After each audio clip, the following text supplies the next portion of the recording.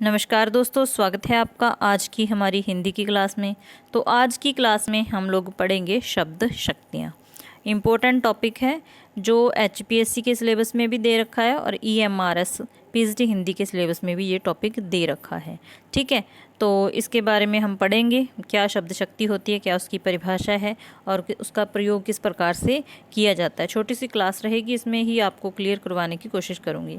तो सबसे पहले हम देखते हैं कि शब्द शक्ति का अर्थ क्या होता है और परिभाषा क्या होती है। शब्दार्थ स्वंद शक्ति। शब्दार्थ स्वंद शक्ति अर्थात शब्द और अर्थ के स्वंद को क्या कहा जाता है? शब्द शक्ति। शब्द और अर्थ के स्वंद को शब्द शक्ति कहा जाता है। शब्द शक्तियों के द्वारा ही शब्दों के अर्थ का बोध होता है, मतलब कि शब्द शक्तियों के द्वारा ही हमें शब्द का क्या अर्थ निकलता है उसका ज्ञान होता है। फिर आपने परिभाषा देखनी है, परिभाषा आप लिखनी पड़े तो कैसे लिखोगे और समझनी पड़े तो कैसे समझोगे। शब्दों के अर्थों का बोध कराने वाले व्यापार शब्द शक्तियाँ कहलाते हैं। शब्दों के अर्थों का बोध करवाने वाले व्यापार शब्द शक्तियाँ कहलाते हैं। ठीक है, शब्द शक्तियाँ होती कितनी हैं? 3 भेद होते हैं इसके। कौन कौन से होते हैं? पहला अभिधा, फिर लक्षणा, फिर व्यंजना।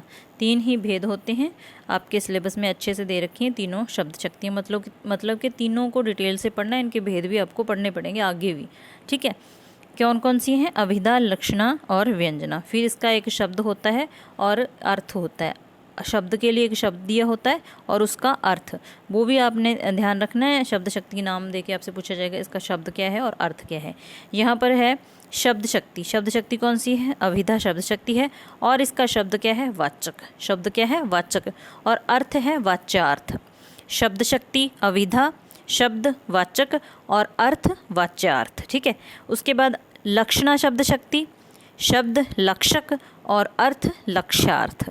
व्यंजना शब्द शक्ति, व्यंजक शब्द, अर्थ हो गया व्यंग्यार्थ। ठीक है, अब अलग अलग इनको देखते हैं कि किसकी क्या पहचान है और किसका क्या प्रयोग है। तो सबसे पहले देखते हैं हम अभिधा को। अभिधा शब्द शक्ति। ठीक है, शब्द को सुनकर या पढ़कर श्रोता या पाठक को उसका जो लोक प्रसिद्ध प्रचलित अर्थ तत्क्षण ज्ञात हो जाता है, उसे ही अभिध्यार्थ या वाच्यार्थ कहते हैं, या इसको एक मुख्यार्थ भी कहा जाता है। मुख्य अर्थ मतलब जैसे ही कि कोई शब्द उचारा गया या पढ़ा गया, उसका जो लोक प्रसिद्ध अर्थ है वो हमें तत्क्षण ही ज्ञात हो गया कि हाँ इसका ये मतलब बनता है। ये जो श्रोता को ये पता चल जाए कि बोलने वाला या जो पढ़ लिया है कि उसका ये मतलब है। ठीक है, तो वहाँ पर क्या होती है? अभिधा शब्द शक्ति। जैसे किसी ने कहा कि हमें फल खाने हैं या फल कहा, तो तत्क्षण ही हमें इसका अर्थ ज्ञात हो गया कि फल क्या होता है और क्या खाने के लिए कहा जाता है। तो इसमें कोई भी उलझन वाली बात नहीं है। अभिधा शब्द शक्ति वहाँ होती है जहाँ पर शब्द को सुनते ही या पढ़ते ही हमें उसका जो अर्थ होता है, लोक प्रसिद्ध या प्रचलित अर्थ होता है, वो ज्ञात हो जाए, वहाँ पर होती है अभिधा शब्द शक्ति। फिर आगे लक्षणा शब्द शक्ति। तो लक्षणा में क्या होता है? लक्षणा मतलब उसका जो लक्ष्य अर्थ है, जहाँ पर उसका ज्ञान होता है, वहाँ लक्षणा शब्द शक्ति होती है। मुख्यार्थ में वादा उपस्थित होने पर मुख्यार्थ से ही संबंधित जो अन्य अर्थ रूढ़ी या प्रयोजन, मतलब कि एक तो रूढ़ हो जाते हैं, शब्द के प्रयोग करते करते पुराने हो जाते हैं, रूढ़ हो जाते हैं। ठीक है, जा प्रयोजन, जा अपना मतलब के जो हमें लक्ष्य है उसको बताने के लिए उसका अर्थ ग्रहण किया जाता है, वहाँ पर लक्षणा शब्द शक्ति होती है। मुख्य अर्थ में वादा, मतलब कि कोई शब्द हम सीधा सीधा नहीं बोल सकते ना, वहाँ वादा, उसी को वादा कहा गया है। तो वहाँ पर हम क्या करते हैं, जो लक्ष्यार्थ होता है उसका सहारा लेते हैं किसी दूसरी प्रकार से, वहाँ पर लक्षणा शब्द शक्ति होती है। जैसे मोहन गधा है, तो सभी को पता है कि जो गधे का प्रयोग किया जाता है वो मूर्खता के लिए किया जाता है। ठीक है, मूर्खता के लिए किया जाता है। और सीधा सीधा किसी को कहना कि मोहन मूर्ख है, ऐसा ना कह के ये कह देना कि मोहन गधा है, मोहन गधा है, तो समझने वाला इसका अर्थ समझ लेगा कि गधा किसको बोला जाता है? मूर्ख को बोला जाता है। जहाँ जो लक्ष्यार्थ है वो क्या है? मूर्ख है, कहना चाह रहे हैं मूर्ख। तो मूर्ख के लिए ही गधा शब्द का प्रयोग किया गया है। और ये भी ध्यान रखना है कि जो लक्षणा शब्द शक्ति होती है आगे 2 प्रकार की होती है, एक रूढ़ा लक्षणा और एक प्रयोजनवती लक्षणा। ठीक है, तो यहाँ पर अगर मोहन गधा है ये शब्द कहा गया है तो यहाँ पर प्रयोजनवती लक्षणा है, क्योंकि जो हमारा प्रयोजन है वो क्या है, ये बताना कि मोहन मूर्ख है। ठीक है, उम्मीद है आपको समझ आई होगी।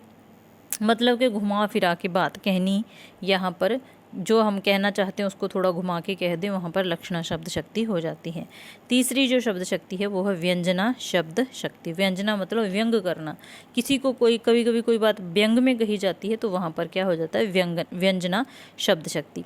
अभिधा और लक्षणा के विराम ले लेने पर, अभिधा और लक्षणा के मतलब ना तो हमें सीधा सीधा अर्थ जैसे ही कोई शब्द उचारा गया या पढ़ा गया, ना तो हमें सीधा सीधा अर्थ का ज्ञान होता है, ना ही लक्ष्यार्थ के द्वारा, मतलब कि लक्षणा शब्द शक्ति यहाँ हमें दिखाई देती है कि कहना ये है और कह ये दिया। दोनों ही विराम ले लें तो वहाँ पर तीसरी शब्द शक्ति होती है, वो कौन सी होती है, व्यंजना होती है। ठीक है, और तीसरा ही अर्थ ध्वनित होता है, उसे व्यंग्यार्थ कहते हैं। व्यंग्यार्थ का बोध करवाने वाली शब्द शक्ति कौन सी होती है, व्यंजना होती है। जैसे उसका घर गंगा में है, उसका घर गंगा में है। भाई ये तो सभी को पता है कि किसी का घर गंगा में तो नहीं हो सकता ना, नदी के बीच किसका घर होगा। ठीक है, तो इसके ये क्या कहा गया है, व्यंग में, व्यंग में कहा गया है। इसका जो अर्थ है, जो सच्चाई में जो कहना चाह रहे हैं, जहाँ इसका जो मतलब निकलता है, या तो ये मतलब निकाल सकते हैं कि गंगा के किनारे है घर। ठीक है, तो हम कह देते हैं कि उसका तो घर गंगा में ही है, गंगा के नज़दीक है तो हमने कह दिया कि घर गंगा में ही है। या हम ये कह सकते हैं कि किसी के घर में बहुत सारी पवित्रता है, बहुत अच्छा मतलब कि घर का माहौल है, तो हम उसके घर के माहौल से प्रभावित होकर ये बोल सकते हैं कि उसका घर गंगा में है, मतलब कि गंगा जैसी पवित्रता है उसके घर में। तो यहाँ पर क्या कहा गया है, जो अर्थ है हमें व्यंग के द्वारा प्राप्त हो रहा है, तो वहाँ पर क्या होती है, व्यंजना शब्द शक्ति होती है। ठीक है, उम्मीद है आपको ये चीज़ें समझ आ गई होंगी। ठीक है, तो नेक्स्ट क्लास में हम लोग इसके भेद देखेंगे, जो कि इम्पोर्टेंट है, वहाँ से प्रश्न बनने के पूरे चांस रहेंगे। ना ज़्यादा तो एक क्वेश्चन तो दोनों एग्ज़ाम में आएगा, 2 भी आ सकते हैं। मिलते हैं फिर नेक्स्ट क्लास में। क्लास अच्छी लगी तो लाइक कर देना, और चैनल पर नए हो तो सब्सक्राइब कर लेना। Thanks for watching.